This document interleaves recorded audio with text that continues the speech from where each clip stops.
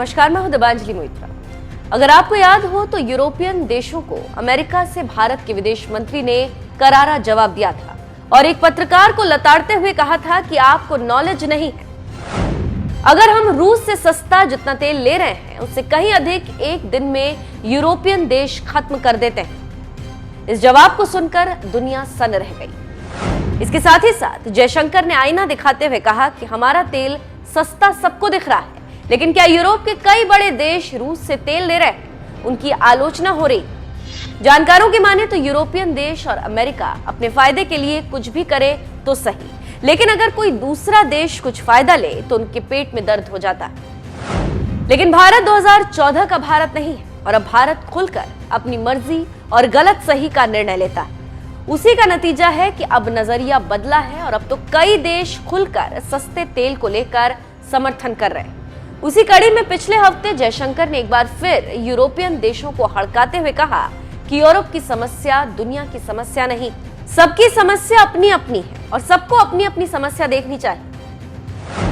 अब उसी कड़ी में जर्मनी के पहले विदेश मंत्री ने भारत के विदेश मंत्री के सुर में सुर मिलाया और अब भारत में जर्मनी के राजदूत ने बड़ी बात कही। रूस से रियायती तेल खरीदने के कदम पर भारत में जर्मनी के राजदूत फिलिप एकरमैन ने बड़ी बात कही है और कहा है कि भारत अगर बहुत कम कीमत पर रूस से तेल खरीदता है तो मैं इसके लिए भारत को दोष नहीं दे सकता।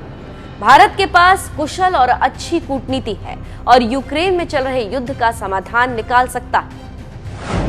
हाल ही में अमेरिकी सहायक विदेश मंत्री जोफ्रे आर्पाइट ने भी कहा था, रूस से कच्चे तेल खरीद की भारतीय नीति पर अमेरिका को कोई आपत्ति नहीं। वहीं फ्रांसीसी राजनयिक सूत्रों ने कहा था कि भारत का ये कदम असामान्य नहीं है, भारत का अपना गुटनिरपेक्ष रुख है। भारत में जर्मन राजदूत फिलिप एकरमैन ने बुधवार को कहा कि भारत रूस से तेल खरीदता है, अगर कम कीमत में तेल मिल जाए तो मैं इसके लिए भारत को दोष नहीं दे सकता। भारत के पास कुशल और अच्छी कूटनीति, रूस यूक्रेन युद्ध को रोकने के लिए भारत समाधान निकाल सकता है। भारत के इस फैसले का स्वागत करते हुए मॉस्को ने कहा है कि G7 और उनके सहयोगी देशों की ओर से लगाए गए प्राइस कैप का समर्थन नहीं करने के भारत के फैसले का रूस स्वागत करता है। जानकारी देते चलें कि रूस इराक और सऊदी अरब को पछाड़ते हुए भारत का शीर्ष तेल निर्यातक देश बन गया। भारत का रूसी तेल खरीद जनवरी में रिकॉर्ड 14 लाख बैरल प्रतिदिन पहुंच गया था, जो दिसंबर 2022 की तुलना में लगभग 9% ज्यादा है। महंगे दामों में तेल बेच रहा भारत।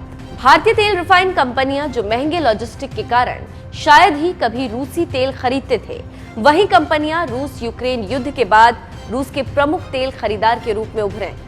पिछले कुछ महीनों से भारत रूस से भारी मात्रा में रियायत कीमतों के साथ कच्चे तेल खरीद रहा है और इसे रिफाइन कर यूरोप और अमेरिका को बेच रहा है, क्योंकि भारत में रिफाइन तेल को रूसी तेल नहीं माना जाता।